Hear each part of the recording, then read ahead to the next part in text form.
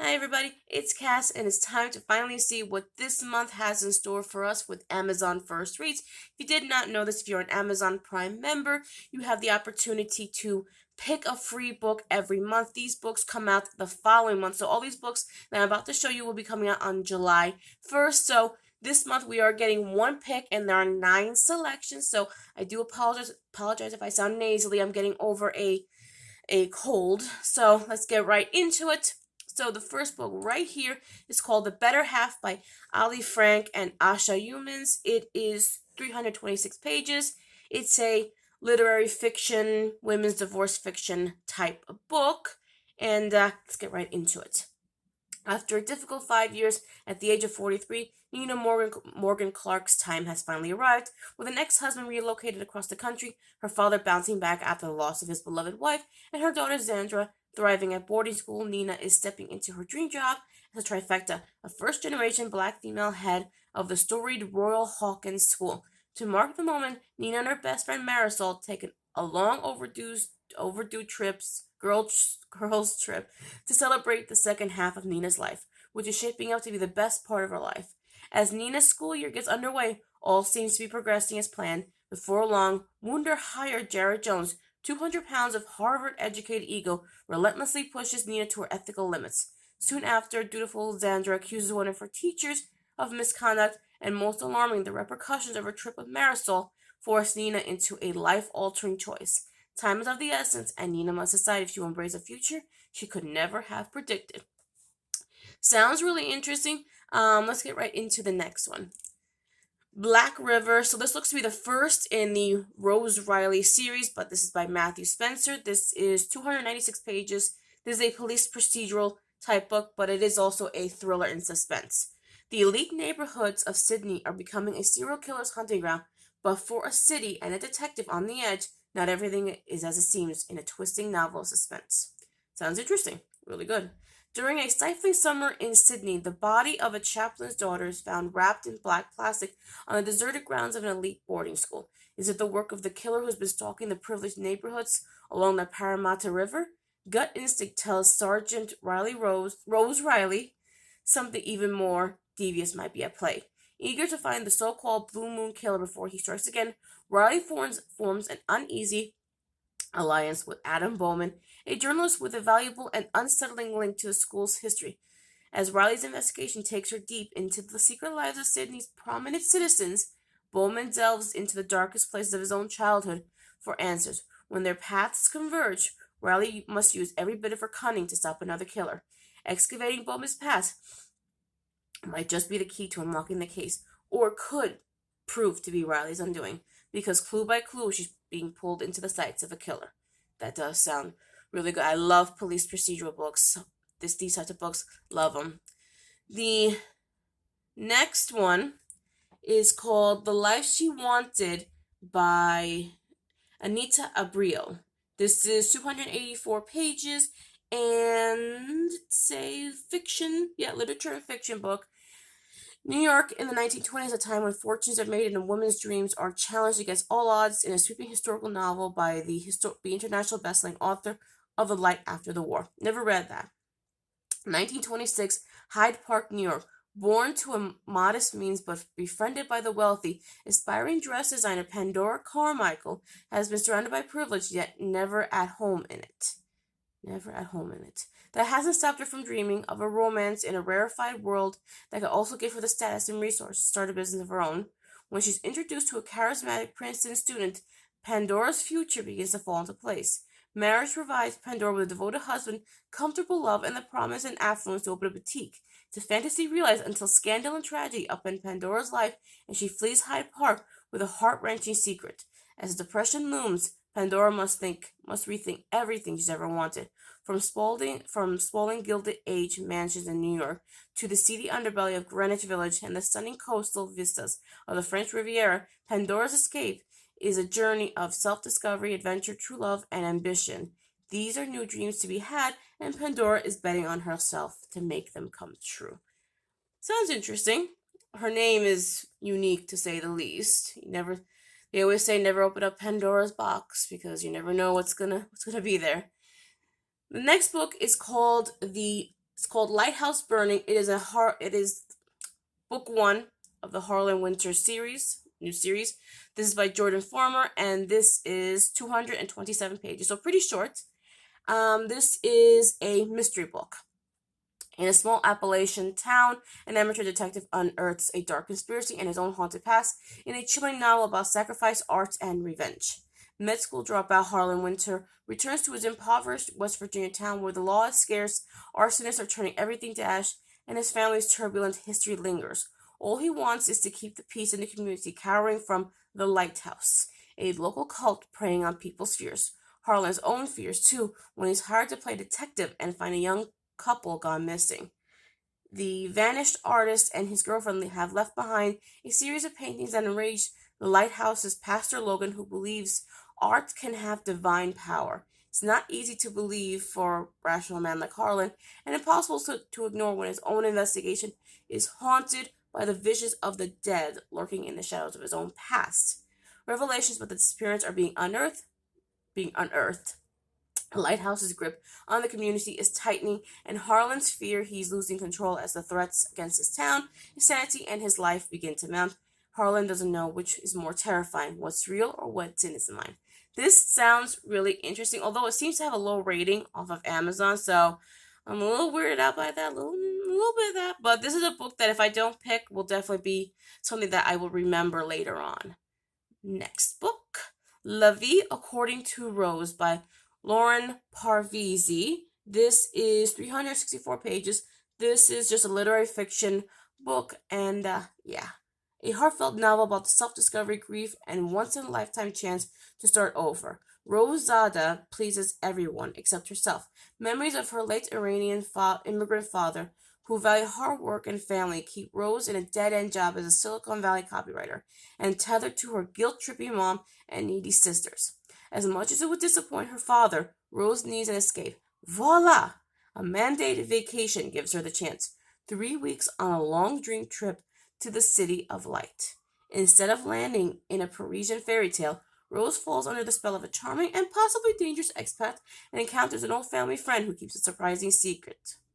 With the aid of a French self-help guru, Rose really believes she's blossoming, until an unwelcome reminder of home proves that finding herself will require more than just a change of scenery. From Paris's cobblestone streets to Provence's sun-soaked hills, Rose embarks on a journey of adventure, betrayals, and even amour.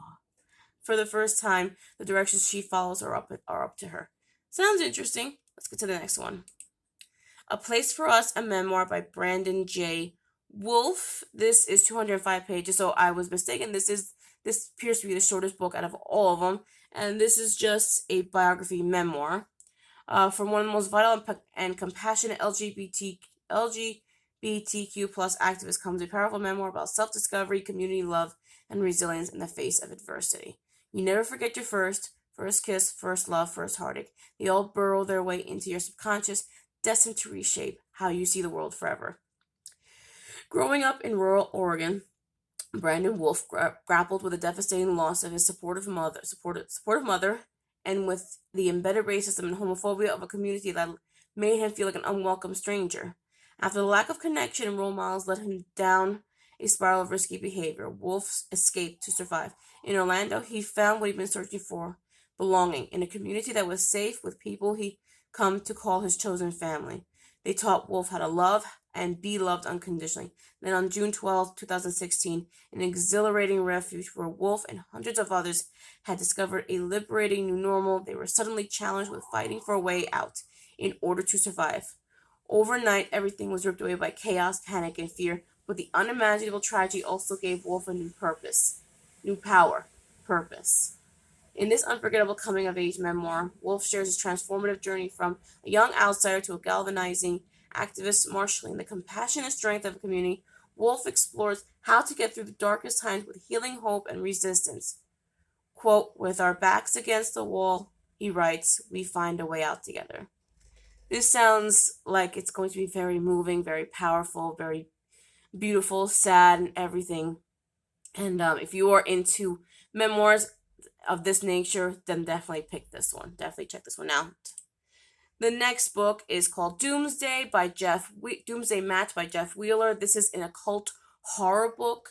This is book 1 of the Dresden Codex book, and this is 330 pages.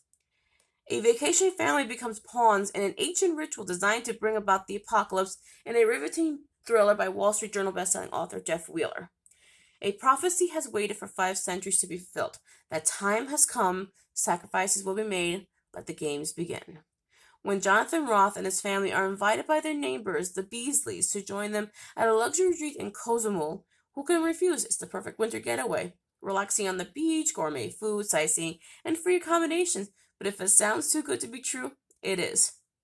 Villa Serra de Calakmul, owned by the mysterious tycoon Jacob Calakmul, is more isolated compound than private resort. Armed guards patrol the jungle perimeters. Pictures of previous guests long disappeared adorn the walls, and there are whispers of something coming called the game.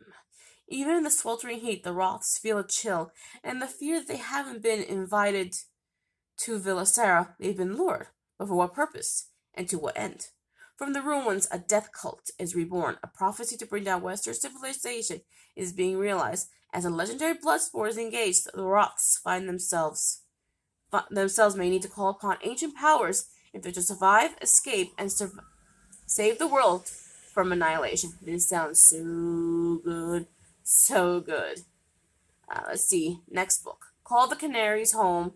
This is a novel by Laura Barrow. And yeah, just a literature fiction book. This is 299 pages. 3 estranged sisters reconnect in their Louisiana hometown to face an unresolved past in a heartfelt novel about family grief, secrets, and forgiveness. Savannah was 4 when her twin sister Georgia went missing from their small Louisiana town, fracturing their family. 28 years later, Savannah convinces her estranged older sisters, Rayanne and Sue Ellen, to honor the pact they made as children and retrieve the time capsule they buried in their old backyard. But coming home means confronting old ghosts and their stubborn grandmother, Meemaw. Sifting through the artifacts, they come across a photograph on the day Georgia disappeared and spot a familiar woman lingering in the background. While Sue Ellen and Rayanne want to move on with their lives, Savannah is determined to find the woman and perhaps a clue to the past. When old tensions, rivalries, and memories resurface, the sisters must reconsider what they thought they knew about that fateful day and about each other and about themselves. On their search to uncover what happened to Georgia, each of them will discover what Meemaw has known all along. Family is everything. Ooh, this actually sounds really good. This is a book that I didn't think I was gonna, the description, I didn't think I was gonna like it, but if I don't pick this book, this is definitely something I might have to keep on a save for later type thing because it actually sounds quite interesting. It gives me almost like a Mary Higgins Clark type vibe. The last book is called Role Playing by Kathy Yardley. It is a multicultural and interracial romance, contemporary fiction type book. From Kathy Yardley, author of Love, Comment, Subscribe, comes an emotional rom-com about 2 middle-aged gamers who grow their online connection into an IRL love story. This is 331 pages. Maggie is an unapologetically grumpy 48-year-old hermit. But when her college-age son makes her a deal, he'll be more social if she does the same. She can't refuse. She joins a new online gaming guild led by a friendly healer named Otter. So that nobody gets the wrong idea, she calls herself Bogwitch. Otter is Aiden, a 50-year-old optimist using the guild as an emotional outlet from his family drama, caring for his aging mother while his brother plays house with his ex-fiancée. Oh, lovely. Bogwitch and Otter become fast virtual friends, but there's a catch. Bogwitch thinks Otter is a college student, and Otter assumes Bogwitch is an octogenarian. When they finally meet face-to-face after a rocky, shocking start, the unlikely pair of sunshine and stormy personalities grow tentatively closer, but Maggie's previous relationships have left her bitter, and Aiden's got a complicated past of his own. Everything's easier online. Can they make it work in real life? Okay, so out of all the books, this one sounds interesting if you are interested in fiction, women's type fiction. Definitely if you're into police procedurals, mystery thrillers like a Patricia Cornwall, that type of thing, then this is definitely going to be your jam. This book is definitely, if I don't pick this one, it's definitely going to be a save for later type thing for me. The Life She Wanted, I can't really figure out an author. This is similar to. This just feels like a straight fiction with like fortunes and stuff. Lighthouse Burning. This sounds almost occultish because you have a cult there. So if you're interested in that type of book, that type of genre, then this is the book for you. This is your straight literature fiction, women's contemporary fiction type book. And yeah, if you're interested in that, then this could be definitely a good one for you. If you really want to read a memoir this month, it is Pride Month, then definitely check this book out. This book, if you're interested in like, I don't know, Mayan stuff, history, historical stuff, apocalyptic type stuff, treasures, that type of thing, then definitely check this book out. And Call the Canaries Home. Like I said, I got a Mary Higgins Clark vibe. Mary Higgins Clark, she wrote a book. I feel like there was a book she wrote that feels a little similar to this. And this is if you're interested in a rom-com contemporary fiction book. Out of all the books this month, I will be picking Doomsday Match. With me trying to remember Black River, no. And Lighthouse Burning, and no, wait for it, and Call the Canaries Home.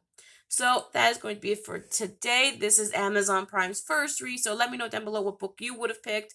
If you're an Amazon Prime member, let me know which one you picked. And yeah, we will see you guys in the next video. And I swear to you, I am feeling a lot better. I know I sound froggy, but yeah, that's gonna be for us today. Thank you so much for watching, and like I said, leave it down below what book you would have picked. So bye everybody.